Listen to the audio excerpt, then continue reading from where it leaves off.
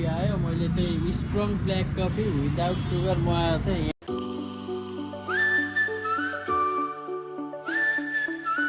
Hello guys, welcome to my channel. अनि आज म कहाँ जान आँटेको भने एउटा स्कुलमा प्यारेन्ट्स डे अरे आज। सो फोटो भिडियो खिचिदिनको लागि बोलाउनु भएको छ। सो त्यही भएर म जान आँटेको हावै छु। अहिले चाहिँ म रेडी सेडी भएँ होइन। अनि मैले के गरेको थिएँ भने एउटा प्रब्लम के भयो भने आज म हिँड्ने बेलामा मैले हिजो लुगा सबै धुन सुकाएको थिएँ।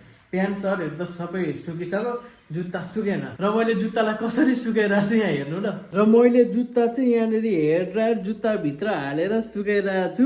यो चाहिँ जुत्ता सुकाउने नयाँ तरिका। यदि हजुरहरू कहीँ जानु हुँदैछ भने र जुत्ता सुकेको छैन भने यसरी सुकाउन सक्नुहुन्छ। यसले चाहिँ छिटो सुकाउँछ। त्यसरी जुत्ता सुकाउनु पर्ने कारण चाहिँ के हो भने मलाई हिजो रातिको 10 बजेसम्म केही नै थाहा थिएन।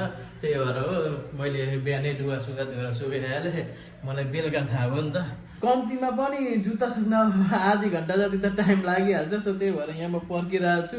अनि 10 बजी बोलाएको, 10 त यहीँ बज्न आँटिसक्यो। जुत्ता सुकेको छैन, चिसो जुत्ता लाएर जानु नि हुँदैन। म रेडी छु, खालि जुत्ता लाउनु मात्र बाँकी छ। म चाहिँ रेडी भइसकेँ। अब म हावै चोक जानको लागि अब घरबाट निक्लिन आँटेको।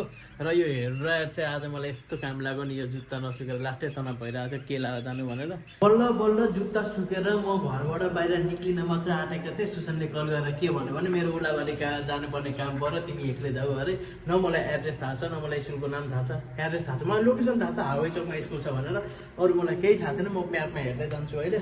लास्टै अप्ठ्यारो लागिरहेको छ एक्लै जानको लागि। र पनि गइदिन्छु, केही छैन।